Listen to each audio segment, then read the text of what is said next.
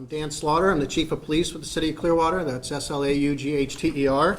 I wanted to just update everyone about a call we responded to this morning. This morning at about 8:49 in the morning, we responded to 1639 Flagler Drive with regard to a shooting that had just occurred. A resident at that location had reported that a gentleman had unlawfully entered the residence, and a struggle and attack ensued. She was able to reach out and call 911 during this attack, but the attack persisted, at which time she was able to retrieve a gun that she had lawfully purchased, and she used that gun to defend herself and fired one shot, which resulted in the death of the intruder. The intruder is identified as a Justin William Wright with a date of birth of 9/27/95. He is a resident at 1637 Flagler Drive, and we are continuing to investigate. All the information here is very preliminary, and we will certainly continue to look at all of the information we've learned this morning, and still have much to do. I've been more than happy to try to answer questions, but because of the early nature of the investigation, there's not a lot that I can provide you as confirmed information, but I certainly will try to address any questions. I'm going to go right to left, if that's okay. She was attacked by a neighbor of hers, is that correct? That's what it looks like, yes, ma'am. You said attack, but can you describe what that means? Was it a strangle, hit, was it sexual, or what kind of attack? Well, we're going to avoid talking about too many of the details, so that I can tell you that she was asleep in the residence. Okay, she was attacked. She does have injuries that are consistent with that attack. And, I think your point's well taken about the question of whether or not it was sexual in nature, but at this point, that's enough. It was scary. How well known to one another were they?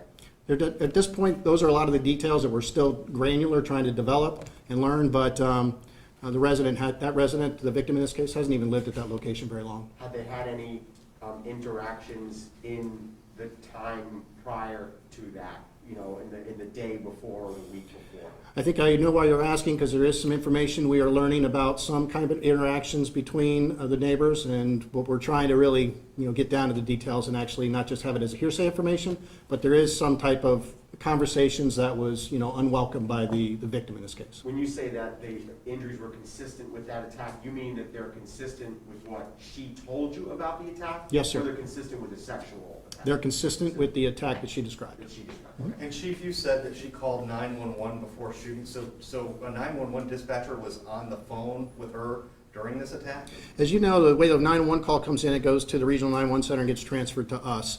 I've not listened to the tape yet for the point where they initially received it at regional 911, but yes, much of this would have been captured on a 911 tape, it sounds like. We're anticipating hearing that on the tape. And it appears this was a case of self-defense? Absolutely. There is, at this time, there's no information for us to believe it's anything other than that.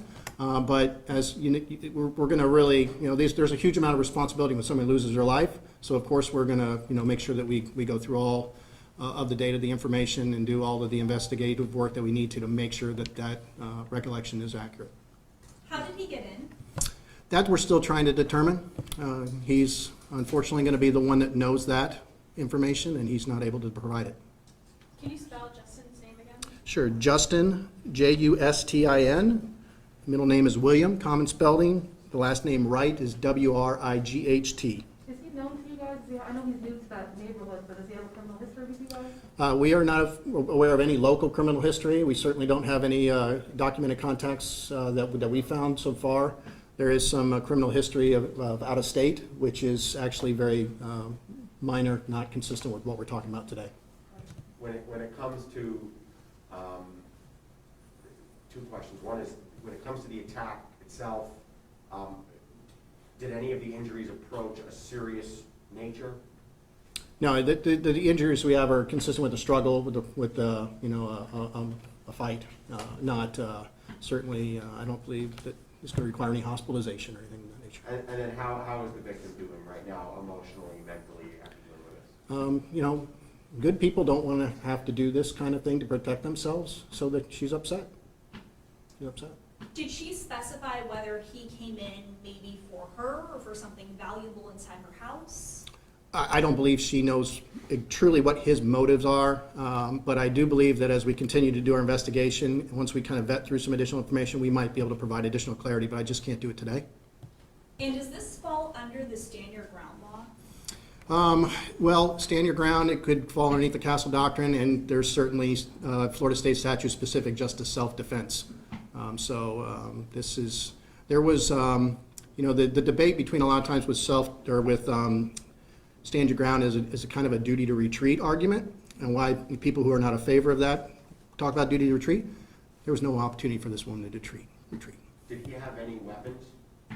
I don't know, not this time. We're not aware of any weapons. And was she in bed, asleep? I'm not going to get into those details right now as we continue to look through some of them. We're still working the scene, as I think you probably all are aware. I'd like to just make sure that we look at everything before I answer that. What happens next in your investigation? What are you guys are you trying to figure out the motive? What was his, what Yeah, was his we intent? certainly don't just say, yeah, chalk it up to self-defense and move on. There's an awful lot of work that'll occur. The crime scene is going to be investigated just as any other death or murder or homicide, or even in this particular case, potentially a justified homicide.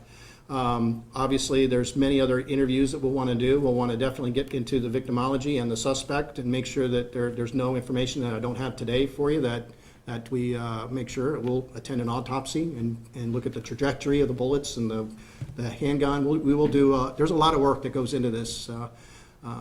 Generally there's not a lot of interest on it after today, but there will be a good several months worth of work by the detectives. Was anything captured on videotape, his entry, anything inside the house? Not that I'm aware of, no. Was anyone else home? No. Do you know how many bullets were fired? I'm going to say no, at least one. Does he have any family at his residence? There is family local, and that's one of the reasons for the delay. We wanted to make sure that they were aware. Do they live there at his house or no? I believe he does have some, but I'm not certain. He does have local family. All right. Thank you, everybody. Appreciate you coming out.